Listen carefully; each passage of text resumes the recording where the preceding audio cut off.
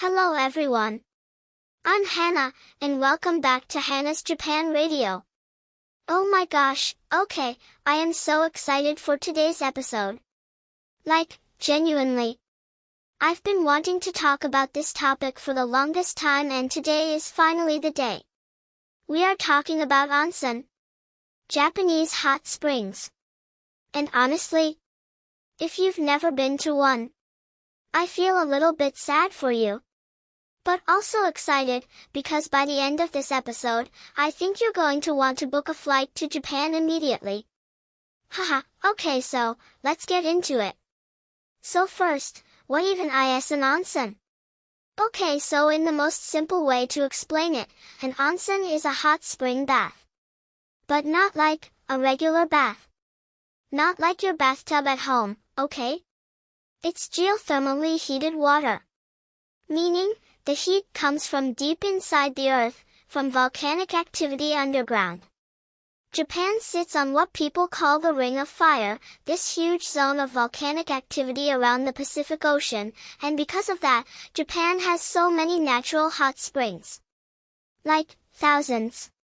Over 27,000 sources of hot spring water across the whole country. Can you believe that? 27,000. Japan is literally sitting on top of this incredible natural treasure. And the water isn't just hot. That's the thing people don't always realize at first. The minerals in the water are different depending on where you go. Some onsen have water that smells a little bit like sulfur, like eggs, kind of, haha, which sounds weird but you get used to it and honestly you start to love it because it means the water is really strong and natural. Some have water that's very silky and smooth on your skin, almost like the water has lotion in it. Some are slightly milky white. Some are completely clear. Different minerals, different colors, different feelings on your body. Every onsen is its own little world. And oh, there are rules. Oh my gosh, yes. Onsen culture in Japan has very specific manners and I want to make sure I explain these properly because I know some of my listeners come to Japan and they want to do everything right. So first, the most important thing, tattoos. In many traditional onsen, people with tattoos are not allowed to enter. This is a rule that has its roots in history, because tattoos in Japan were historically associated with yakuza, which is organized crime groups. So many onsen still keep this rule today. It's changing slowly, some places are more flexible now, especially ones that cater to tourists, but if you have tattoos, please check before you go. Some places have private baths you can rent just for yourself, which is a beautiful option. Second rule, you enter the water completely clean. You don't just walk in from the street and jump in the hot spring. No. First you wash yourself. There are little shower stations around the bathing area, you sit on a small stool, and you wash your whole body very carefully with soap and shampoo. Then, only then, do you enter the onsen. This is so important. The water in the onsen is shared by everyone, so you want to keep it clean and pure. It's a kind of respect for the other bathers and for the water itself. And the third thing, no swimwear in traditional onsen. Yes, you heard correctly. You go in with nothing. Haha, I know, it can feel a little scary if you've never done it before. I remember the first time my obaken, my grandmother, took me to a proper onsen when I was maybe 7 or 8 years old. We went to a place in Arashiyama, which is this beautiful bamboo area on the western edge of Kyoto. And I was so nervous. I kept holding on to my grandmother's hand and she just laughed this warm, soft laugh and said, "Hana-chan, everyone here is the same. You just close your eyes and feel the water." And she was right. Once you actually get in, once you feel that incredibly warm, mineral-rich water wrapping around you, you forget about everything else completely. That memory is so precious to me. The steam rising up into the cool winter air, because we went in December, and the smell of the minerals in the water, and my grandmother's face so relaxed and peaceful. She used to say that onsen is medicine. Not just for the body, but for the heart too. You know chikara, she called it, the power of the hot water.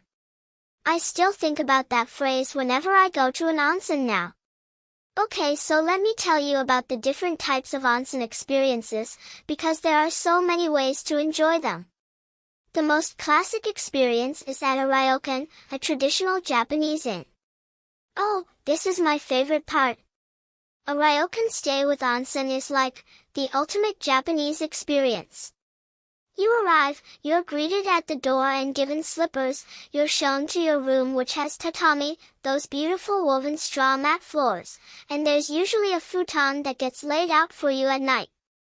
You wear a yukata, which is a casual cotton kimono, basically the inn's pajamas.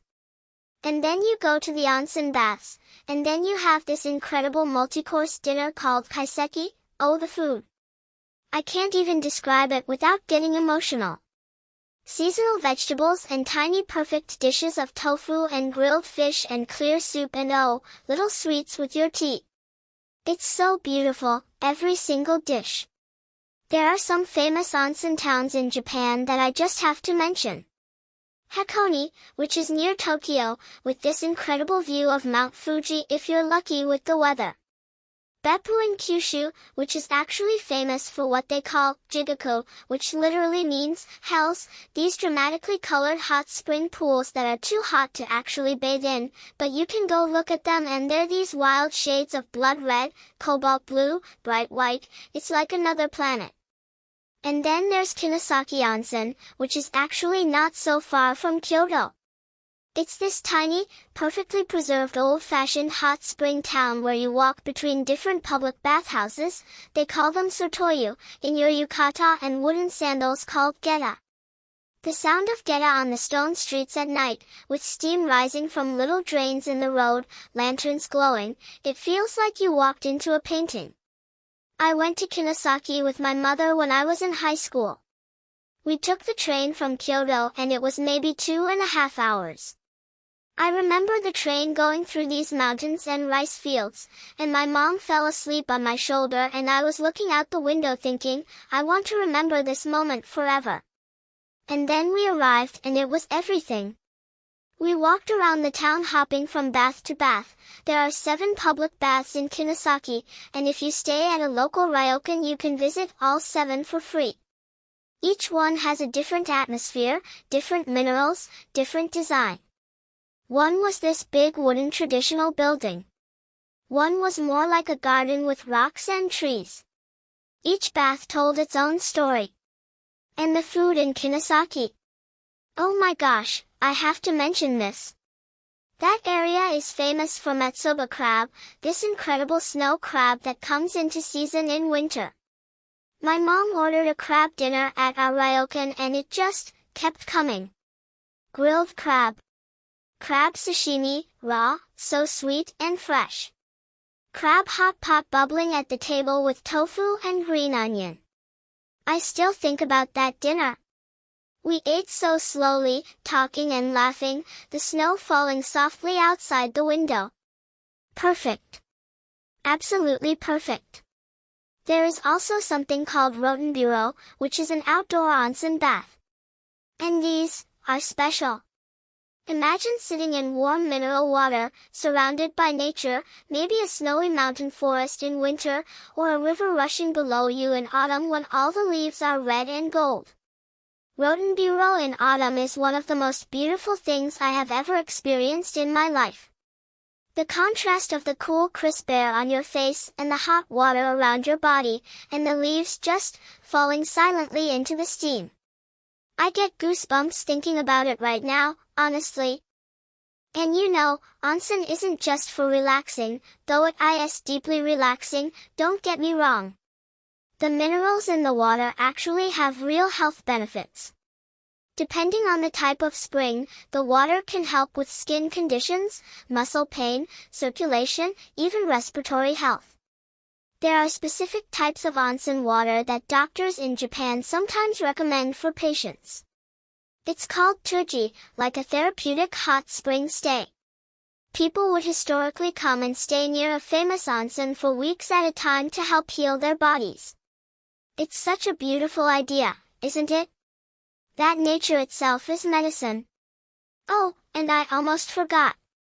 There are also Nikko onsen, just kidding, haha. Though honestly, knowing Japan, that might exist somewhere. But there are Saru onsen, monkey hot springs. In Nagano Prefecture, there's a famous spot called Jigokudani Monkey Park where Japanese macaque monkeys, little wild snow monkeys with red faces, actually sit in the hot springs in winter. Wild monkeys, just sitting in the onsen, looking completely unbothered by the snow falling around them. They look so human. So peaceful and warm. It's one of those things that makes you think Japan is actually a magical country, because maybe it is. I think what I love most about onsen culture is what it represents in Japanese life. It's a place where you slow down. Where there's no phone, no work, no rushing. You're just present. In your body. In the warmth. There's a Japanese concept called mu, emptiness, nothingness, and in the onsen, I think I understand what that means. Your mind goes quiet. And in modern life, when everything is so fast and loud and busy, that quietness is the most precious gift. I wonder if there are places like this in your country? Places where people go to be together and slow down and just breathe? I'd love to know. Leave me a comment or message me, you know I love hearing from you all. So if you ever come to Japan, and I really hope you do, please put an onsen on your list. Even if you're nervous. Even if it's unfamiliar. I promise you, the moment you sink into that warm ancient water and feel the minerals on your skin and hear the sound of nothing but maybe a bird somewhere far away, you will understand why Japanese people have been treasuring this for over 1,000 years. I'm Hana, and I'll see you in the next episode. Mata ni, see you soon. Take care of yourselves, okay? Bye bye.